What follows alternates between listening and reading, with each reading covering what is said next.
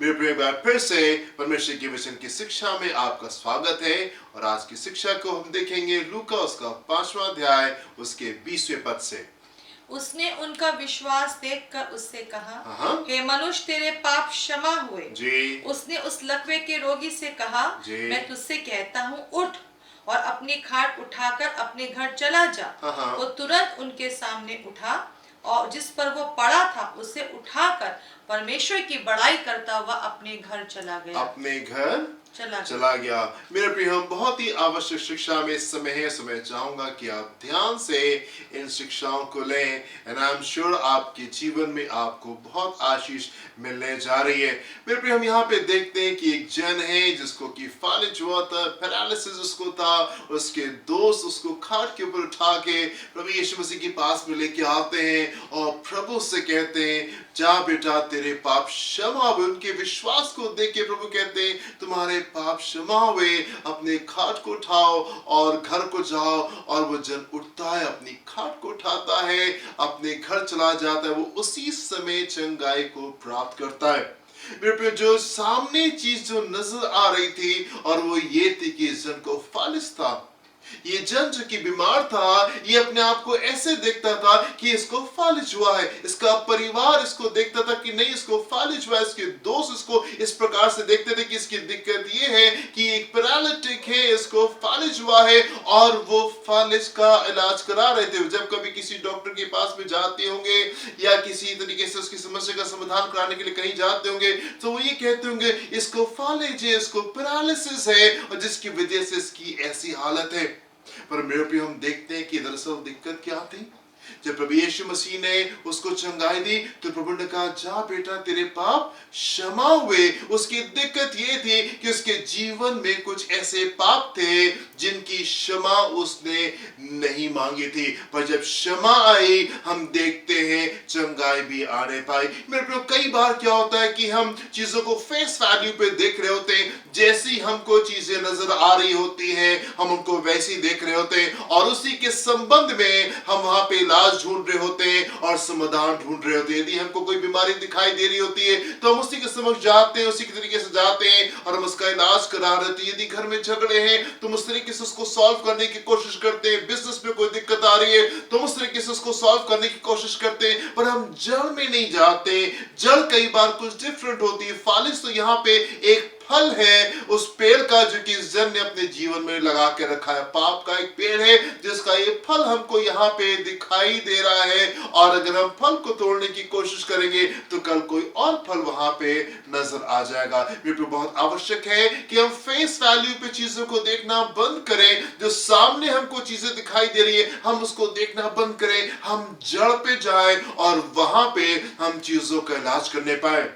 एक और जगह पे हम देखते हैं प्रभु यीशु मसीह के पास में एक पिता आता है अपने बेटे को लेकर के और वो कहता है कि मेरे बेटे को मिर्गी की बीमारी है। और जहां कहीं वो गिर जाता है, कभी आग में गिर जाता है, कभी पानी में गिर जाता है। और प्रभु, अगर आप कुछ कर सकते हैं तो आप कर दीजिए ना। प्रभु यीशु मसीह क्या करते हैं, उसके अंदर से दुष्ट आत्माओं को आज्ञा देते हैं और दुष्ट आत्मा जब उसको छोड़ के जाती है वो जन बिल्कुल ठीक हो जाता है। वो जन बिल्कुल ठीक हो जाता है। जो सामने चीज दिखाई दे रही थी वो तो मिर्गी दिखाई दे रही थी, पर जड़ में क्या था? जड़ में दुष्ट आत्माएं थी। जब दुष्ट आत्माएं छोड़ के गई वो बेटा बिल्कुल ठीक हो गया। कई बार हमारे साथ में क्या होता है कि जो चीज हमको सामने दिखाई दे रही होती है हम उसका समाधान कर रहे होते हैं।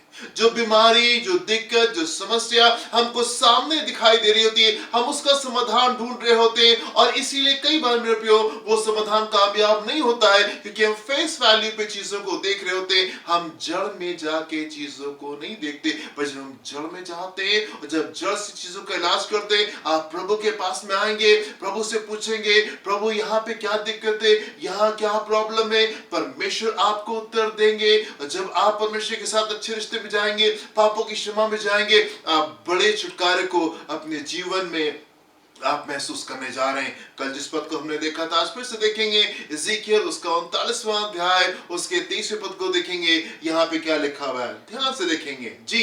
जाति जाति के लोग भी जाति जाति के लोग भी जान लेंगे जान लेंगे इस्राएल का घराना कि इस्राएल का घराना अपने अधर्म के कारण अपने अधर्म के कारण बंधुआई में गया था। बंधुआई में गया था। जाति जाति के लोग जान लेंगे इस्राएल का घराना गुलामी में गया, पर क्यों गया?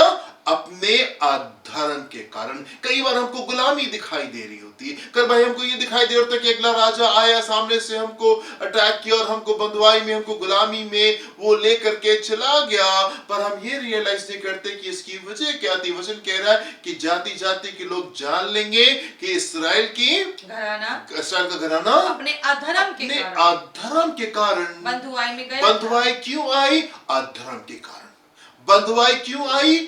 अधर्म के कारण। वो काम जो लोगों ने परमेश्वर की दृष्टि में जो गलत थे वो किए, जिसको परमेश्वर ने मना किया था ये काम नहीं करने हैं, और उस कारण से गुलामी आने पाई। तो कई बार हम चीजों को सामने से जैसे हमको नजर आ रही होती है, हम बस वैसे ही इलाज कर रहे होते हैं। बहुत आवश्यक है मेरे प्रियो कि आप जड़ में जाएं और जड़ से चीजों का आप इलाज करें। बहुत समय पहले की बात है, और हमारे कलीसिया में एक जवान ने आना शुरू किया, और उसकी दिक्कत क्या थी कि वो जहां कहीं भी लड़ जाता था, every day every second day हम लोग सुनते थे कि उसका एक्सीडेंट हो गया, कभी यहां लड़ गया, कभी वहां पे उसका एक्सीडेंट हो गया, और ढेर सारी चोट उसको अक्सर लग जाया करती थी। पर जैसे जैसे प्रभु में ग्रो किया, जैसे जैसे परमेश्वर के करीब आया, हम लोग ने इसके लिए प्रार्थना की, वो प्रभु में आगे बढ़ा। क्या हुआ? उसके जीवन से सारे एक्सीडेंट खत्म हो गए। जैसे पहले वो गाड़ी चलाता था अभी भी चला रहा है, और जैसे पहले संसार गाड़ी चलाता था, संसार अभी भी वैसी गाड़ी चला रहा है। पर अब क्या परिवर्तन क्या आ गया? जब प्रभु में वो मजबूत हो गया, परिवर्तन क्या आ गया? परिवर्तन ये आ गया कि अब एक्सीडेंट उसके होना खत्म हो गए।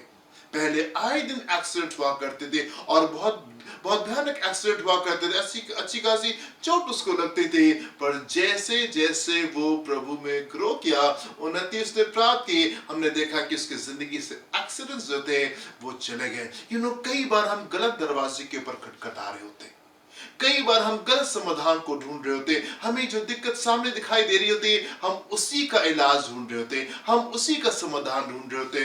बहुत जरूरी होते मेरे प्रियो कि आप परमेश्वर के सम्मुख निकल के आए और अपने रिश्ते को आप परमेश्वर के साथ में मजबूत करें। अपने रिश्ते को आप परमेश्वर के साथ में मजबूत करें। जब आप अपने रिश्ते को परमेश्वर के साथ मजबूत करेंगे, मैं आपसे कहना चाहता हूं, आप ढेर सारी चीजों में बड़े छुटकारे को देखने जा रहे हैं। ढेर सारी चीजों में आप बड़े छुटकारे को अनुभव करेंगे। आप सोच नहीं सकते मेरे प्रियो कि ढेर सारी बातें जो आपकी कल्पना से बाहर होंगी, आप उन क्षेत्रों में बड़े छुटकारे को रिसीव करेंगे जब आप अपने रिश्ते परमेश्वर के साथ में ठीक करेंगे। गुलामी इसलिए आती है जब हम वो करते हैं जो कि परमेश्वर की दृष्टि में गलत था या बुरा है। जब हम उन कामों को करते हैं, इस जड़ के जीवन में जो फालिज है वो तो हमको ऊपर से दिखाई दे रहा है। जड़ में क्या था? जड़ में ऐसे पाप थे जिसकी उसने क्षमा नहीं मांगी थी। जब परमेश्वर के सम्मुख आया, प्रभु ने उनके विश्वास को देखा, और विश्वास को देख करके जब क्षमा किया, गुलामी जाती रही, बंधुआई जाती रही, ढोना जो वो छूट गया, बीमारी चली गई। अपने खाट को उठा के वो तुरंत उठा, अपनी खाट को उठा के अपने घर को चला गया जब पाप क्षमा किए गए। मैं आपको इनकरेज करना चाहता हूं मेरे प्रियो, मैं आपको इनकरेज करना चाहता हूं, चीजों को सामने से भी सिर्फ मत देखें, पर आप जड़ में जाएं, अपने रिश्ते को परमेश्वर के साथ में ठीक करें, और आप खूबसूरत जीवन को अपने सामने देखने जा रहे हैं। प्रभु आपको आशीष दे।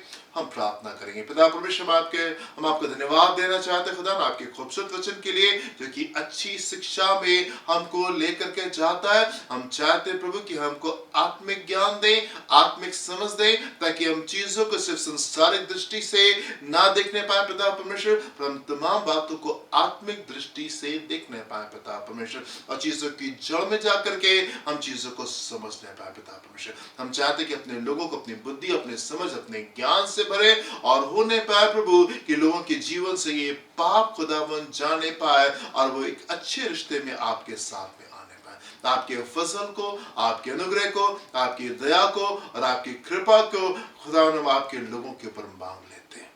देखें और संभाले, अपनी भली भाव में सुरक्षा को हमारे पीछे पूरा करें। यीशु के नाम से मांगते हैं, Amen and amen. Hallelujah. God bless you, my dear friends. प्रभु आपको आशीष दें. जय मसीह की.